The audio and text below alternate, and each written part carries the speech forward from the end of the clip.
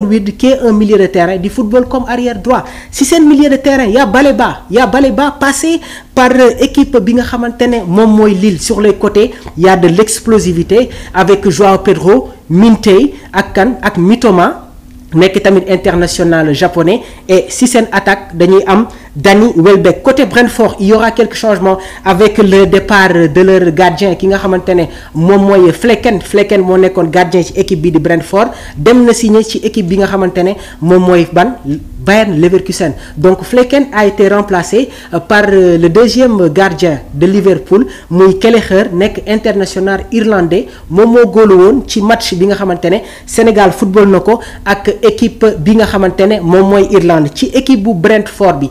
Il y a des départs déjà yi nga xamantene ça va se concrétiser muy tamit l'international camerounais Brian Mbomo en partance ci équipe bi nga xamantene mom moy Manchester United. Il y a d'autres joueurs qui sont dans cette équipe Shade Lewis Potter Wissa nek nañ ay joueurs yi nga xamantene ñi ngi football ci équipe bi di Brentford. West Ham va jouer sa première rencontre avec cette équipe de Sunderland. West Ham aussi, il y a un dispositif qui ne change pas dans les buts. Areola, au niveau de leur charnière centrale, il y a une rude concurrence entre le défenseur grec Mavropanos ak Todibo en provenance ci équipe bi di OGC Nice qui n'est pas encore titulaire. Il y a un titulaire bi nga xamantene il s'est imposé au niveau de cette charnière centrale bu West Ham muy Max Kilman en provenance de Wolverhampton. Wan-Bissaka qui prend la place de Koufal et comme arrière gauche dañuy am Emerson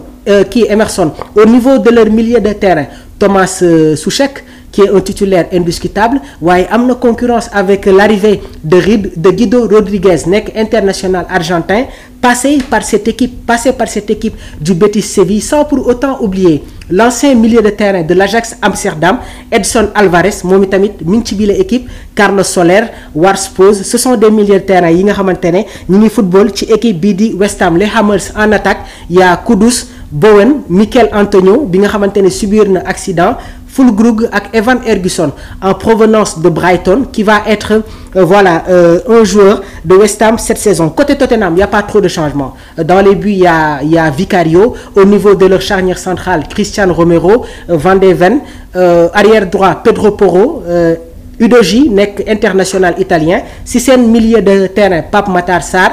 Il y a la concurrence entre Bissouma et Bentancur, James Maddison qui fait son retour comme numéro 10 et sur les côtés, on aura Minson qui est sur le départ, Kulusevski, la concurrence au poste de numéro 9 entre Dominique Solanke en provenance de Bournemouth ak ki nga xamantene mom moy Rika Learson. Autre match bi nga xamantene dinañ ci baye xel moy Wolverhampton ak Manchester City.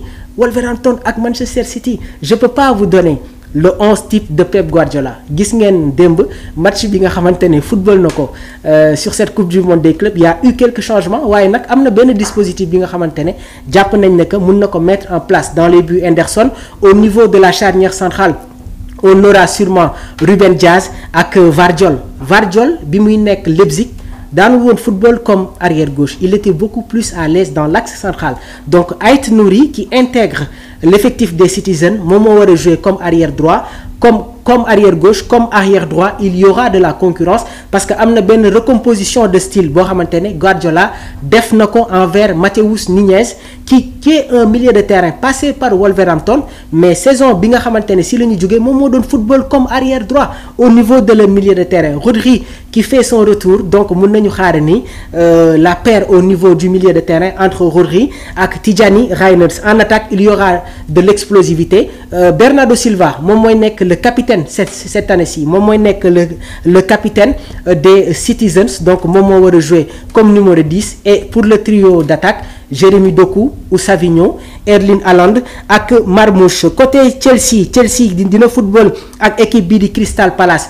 Ce sera tamit le dimanche 17 août. Donc voilà ce que je peux vous dire sur cette équipe des Blues. Il n'y aura pas trop de changements dans les buts. Robert Sanchez au niveau de leur charnière centrale avec le retour de Wesley Fofana, Momo va former la charnière centrale avec Léo Colwill.